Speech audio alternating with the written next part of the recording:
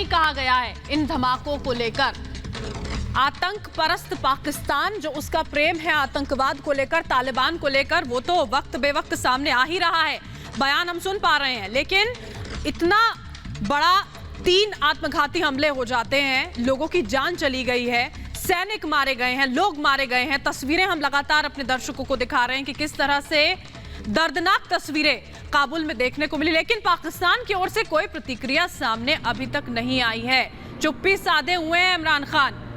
अगर समर्थन की बात करनी होती, कुछ और कहना होता, तो जरूर वो सामने आ जाते और अपनी बेतुकी बयानबाजी जरूर कर देते। लेकिन एयरपोर्ट पर धमाके हो गए, कोहराम मच गया, लोगों की जानें चली गई, लेकिन आतंक पसंद प्रधानमंत्री इमरान खान जो हैं वो चुप हैं, और ना ही उनका कोई एक भी मंत्री जो है इस बात को लेकर किसी तरह की बयानबाजी करता हुआ नजर आता है। 3 धमाके आत्मघाती हमले जो हैं वो काबुल में हुए। तस्वीरें लगातार हमने आपको दिखाई, रिपब्लिक भारत पर वो एक्सक्लूसिव तस्वीरें आपने देखी, जिसमें किस तरह की दहशत का माहौल था वो साफ तौर पर नजर आ रहा था। लेकिन पाकिस्तान की ओर से, इमरान खान की ओर से एक शब्द इन धमाकों पर, इस पूरे हमले पर नहीं किए गए हैं, कहे गए हैं।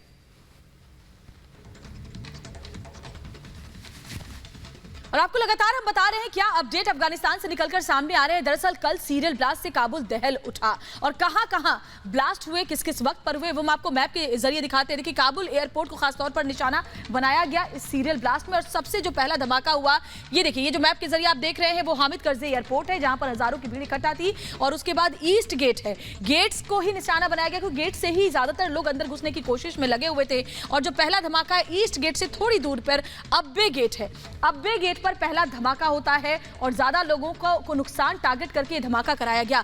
अब्बे गेट पर धमाका जब होता है, उसके थोड़ी ही देर बाद जो दूसरा धमाका होता है वो बैरन होटल पर होता है। बैरन होटल भी आपको बता दें एयरपोर्ट के नजदीक है, जहां ब्रिटिश सैनिक रुके हुए थे। बैरन होटल पर ये धमाका होता है, ये 2 धमाके आसपास होते हैं, और तीसरा धमाका फिर रात में होता है, देर रात होता है। तीसरा धमाका भी इन दोनों ही लोकेशंस के पास होता है, काबुल शहर में होता है, एयरपोर्ट के पास होता है। यानी कि जो पूरा का पूरा इलाका है जहां सबसे ज्यादा भीड़ इकट्ठा थी, क्योंकि लोग एयरपोर्ट से बाहर निकलने की जद्दोजहद में कई दिनों से लगे हुए हैं। ऐसे में इसी इलाके को टारगेट किया गया था ताकि ज्यादा से ज्यादा नुकसान किया जा सके। और पहले भी अलर्ट जारी किया गया था कि लोग यहां से दूर रहें, लेकिन जानबूझकर इस इलाके को चुना गया। तीनों जो धमाके किए गए एयरपोर्ट के आसपास ही किए गए, ताकि अफगानी मूल के लोगों का भी नुकसान हो, और साथ ही साथ जो विदेशी वहां पर हैं, जो निकलने की जद्दोजहद में लगे हुए हैं, उनका भी नुकसान हो।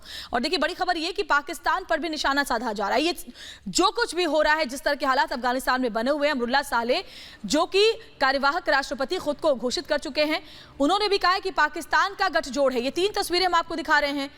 और इसके बाद देखिए, पाकिस्तान पर भी अटैक, पाकिस्तान पर भी हमला कर रहे हैं अमरुल्लाह सालेह। उन्होंने साफ साफ कहा है कि पाकिस्तान के शहर से ही तालिबान ने इस तरह की हालत अफगानिस्तान की कर दी है। ISIS और तालिबान का भी गठजोड़ है, पाक के इशारे पर ही ये सब कुछ चल रहा है। जो भी हालात बने हुए हैं वो पाकिस्तान के इशारे पर चल रहे हैं, इमरान खान के इशारे पर चल रहा है। काबुल में जो धमाका हुआ, पाकिस्तान ने आखिर चुप्पी क्यों साध रखी है? पाकिस्तान ने आखिर इतने निर्दोषों की मौत पर अपनी जुबान क्यों नहीं खोली है? अमेरिकी लोग भी इसमें मारे गए हैं, लिहाजा अमेरिका ने भी बदला लेने की बात कही है। जो बाइडेन ने भी कल अपने संबोधन में कहा कि हम बदला लेकर रहेंगे, और जो नुकसान हुआ है, जो शहादत हमारे सैनिकों ने, जो बलिदान हमारे सैनिकों ने लोगों की जान बचाते बचाते दी है, उसका बदला हम लेकर रहेंगे।